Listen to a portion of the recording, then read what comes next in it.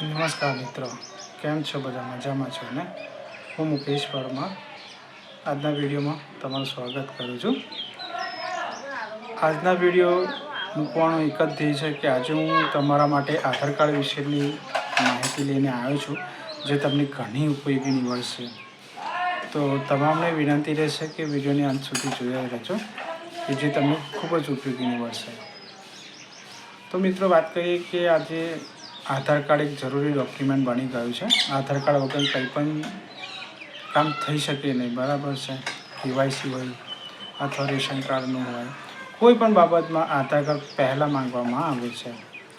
તો આધાર કાર્ડ વિશે આજે આપણે વાત કરીએ તો જો તમારે નાના બાળકો એટલે કે 0થી લઈને 5 વર્ષનું આધાર કાર્ડ કાઢવું હોય તો એના માટે શું ડોક્યુમેન્ટ જોઈએ? 0થી લઈને 17.5 વર્ષ સુધીના બાળકનું આધાર કાર્ડ કાઢવું હોય તો કયા કયા ડોક્યુમેન્ટ જોઈએ? અને 18 વર્ષથી ઉપરના જે બાળકો છે એમનું જો આધાર કાર્ડ કાઢવું હોય તો એના માટે કયા ડોક્યુમેન્ટ જોઈએ? એની તમામ માહિતી આ વિડીયોની અંદર હું તમને આપવાનો છું, તો વિડીયોને અંત સુધી જોજો.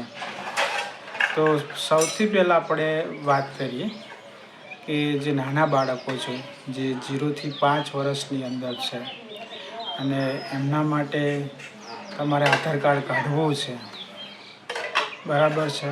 તો સૌથી પહેલાં એમને એટલે કે જે બાળક છે એનો જન્મનો દાખલો જોઈશે. જન્મનો દાખલો, એ પણ બારકોડવાળો.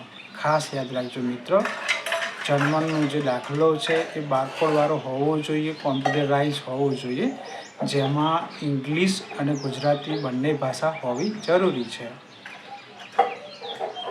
બીજું ખાસ મિત્ર કે જે બાળકનું જે નામ આવે છે એટલે કે આધાર કાર્ડની અંદર એ નામ પૂરું નામ હોવું જોઈએ, જેમ કે બાળકનું નામ, પિતાનું નામ અને એની અટક, એ રીતે.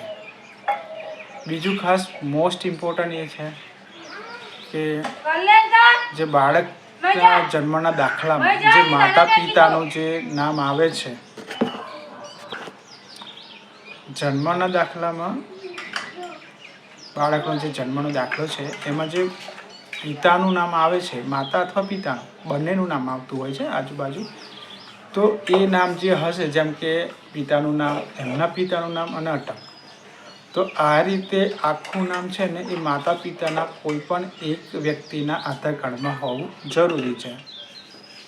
જો આ ના હોય તો તમે સૌ પ્રથમ પહેલાં અપડેટ કરાવી લો, એટલે કે જન્મના દાખલામાં જેવું નામ છે બાળકના એવું જ તમારા આધાર કાર્ડમાં કરાવી લો, બરાબર. બાકી જો મેચ થતું હોય તો કંઈ વાંધો નથી.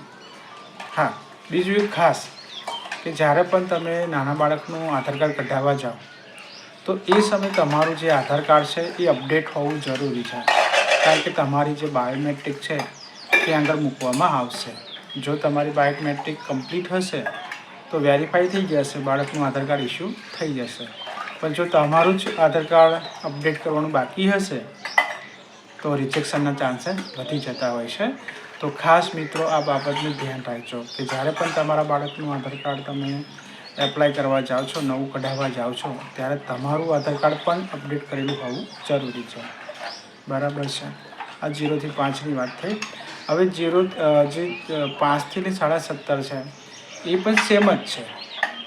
એના માટે પણ સેમ જ છે કે જન્મનો દાખલો અપડેટ કરેલો, એટલે કે પૂરું નામ, માતા પિતાનું નામ જેવું જન્મના દાખલામાં છે એવું જ આધાર કાર્ડમાં પણ હોવું જોઈએ, બરાબર છે. એટલે કે આખું નામ, અને અપડેટ કરાવવા જાઓ ત્યારે માતા પિતાનું આધાર કાર્ડ પણ અપડેટ કરેલું હોવું જોઈએ, બરાબર છે. હવે મિત્રો, આપણે જે લોકો માનો કે બાકી રહી ગયા છે કે 0થી લઈને 17.5 વર્ષ સુધી એમના આધાર કાર્ડ નહીં કઢાયું અને કોઈ કારણોસર, બરાબર છે, અને હવે એ લોકોને નવું આધાર કાર્ડ કઢાવવું છે, તો એના માટે નજીકના જે જિલ્લા પંચાયત છે ત્યાં જવું પડશે, જિલ્લા લેવલની કીટમાં જવું પડશે. સપોઝ માનો કે મારું ખુદનું કાઢવાનું બાકી રહી ગયું છે, બરાબર છે, તો મારે શું કરવું પડશે કે મારું જે વોટર આઈડી છે એ મારે લઈ લેવું પડશે, અને એ પણ ઓરિજિનલ ડોક્યુમેન્ટ, હાલનું અપડેટેડ, બરાબર છે. એ વોટર આઈડી લઈને હું નજીકના જે આધાર સેન્ટર છે જિલ્લા લેવલની ત્યાં આગળ જઈને એપ્લાય કરીશ તો બની શકે કે મારું આધાર કાર્ડ નીકળી જાય. હા, તમારે રીઝન પણ સાથે રાખવું જરૂરી છે કે અત્યાર સુધી તમે એપ્લાય શા માટે ના કર્યું, શું કારણ હતું. તો આ પણ એક વસ્તુ તમારે ત્યાં આગળ આપવું પડશે. બરાબર છે. આ થઈ જે માનો કે 18થી ઉપરવાળાની વાત. હવે મિત્રો બીજું એ છે કે આધાર કાર્ડની અંદર તમારે સુધારા કરવા હોય, જેમ કે આજે કોઈ બાળક છે બરાબર, 0થી લઈને 17 વર્ષનું બાળક હોય અને એના નામમાં કંઈ ફેરફાર થયો હોય તો એનું નામ કઈ રીતે સુધારી શકાય, તો હું એના વિશે તમને વાત કરું. તો મિત્ર, એના માટે આપણે શું કરવું પડે કે જો તમારે બાળકનું નામ અત્યારે તમે ખબર હશે કે આધાર કાર્ડમાં ટૂંકું નામ હોય છે અને અત્યારે સ્કૂલોમાં, હાઈસ્કૂલમાં આ બધી જગ્યાએ પૂરું નામ આધાર કાર્ડમાં મંગાવવામાં આવે છે. બરાબર છે. તો આ એક અપડેટ કરવું હોય તો એના માટે તમારે જન્મનો જે દાખલો છે એ પહેલાં પરફેક્ટ કરેલો હોવો જોઈએ. જેમ કે આપણે આગળ વાત કરી હતી, તમને ખ્યાલ હોય તો, કે 0થી 5ની અંદર જે જન્મનો દાખલો યુઝ થયો હતો, એટલે કે જે આખા નામવાળો, ઇંગ્લિશ અને ગુજરાતી બંનેવાળો, એવો જ તમારે જે અત્યારે જે બાળક છે એનું કઢાવવો પડશે. જો તમારી પાસે અપડેટ ના હોય તો તમારે અપડેટ કરાવી લેવાનું. બરાબર છે. આ જ કર્યા પછી તમારે જે બી પ્રકારે નામ રાખવાનું છે, કે જેમ કે નામ છે, પિતાનું નામ છે અને સરનામ છે, એ રીતે. હા, બીજું ખાસ ધ્યાન રાખજો કે આ નામ સુધારવા માટે હેડ ઓફ ફેમિલી એટલે કે કુટુંબના મુખ્ય વડાની જરૂર પડતી હોય. બરાબર છે. એટલે કે પિતાને. તો પિતાનું આધાર કાર્ડ પણ અપડેટ થયેલું હોવું જોઈએ અને બાળકના જે જન્મનો દાખલો છે એમાં પણ પિતાનું નામ આખું હોવું જોઈએ બંનેમાં, તો શક્ય છે.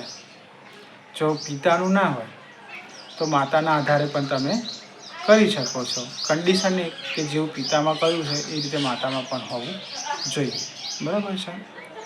હવે બીજી વાત છે કે જે લોકોએ મેરેજ કર્યા છે અને માનો કે આજે 18+ થઈ ગયા હોય અને માતા પિતાએ પરણાવી દીધા હોય, બરાબર છે, ઘરે વહુ હોય, તો એમનું આધાર કાર્ડમાં પતિનું નામ લાવવા માટેના જે ડોક્યુમેન્ટ છે સૌથી બેસ્ટ ચૂંટણી કાર્ડ છે. તો માનો કે તમારે પતિનું પાછળ નામ લગાવવું છે તો તમે જે તે વિસ્તારમાં તમારું જે ગામ લાગે છે ત્યાંના BLOને મળો, તમે નવું ચૂંટણી કાર્ડ એપ્લાય કરો, કલરફુલ. બરાબર છે. અને હા, ચૂંટણી કાર્ડમાં જે તમે નામ રાખો છો એકદમ સીધું એક જ લાઈનમાં રાખો, જેમ કે પત્નીનું નામ, પતિનું નામ, અટક. આ રીતે તમારો જે ફોટો આવે છે એ વ્હાઇટ બેકગ્રાઉન્ડવાળો હોવો જોઈએ. ફોટામાંથી ફોટો ના હોવો જોઈએ, એનું ખાસ ધ્યાન રાખજો મિત્રો. અને આ રીતે જો તમારું ચૂંટણી કાર્ડ નવું પોસ્ટમાં ઘરે આવી જાય પછી તમારે નજીકની આધાર સેન્ટરે જવાનું છે. તમારું ઓરિજિનલ ચૂંટણી કાર્ડ સાથે જૂનું તમારું જે પિતાના નામવાળું જે આધાર કાર્ડ હતું એ, અને જે વ્યક્તિ અપડેટ કરાવે છે એ વ્યક્તિ સાથે લેતા જવું જરૂરી છે. બસ ત્યાં આધાર ઓપરેટરને મળો, એમને ડોક્યુમેન્ટ આપો, તમારું નામને અપડેટ કરી આપશે.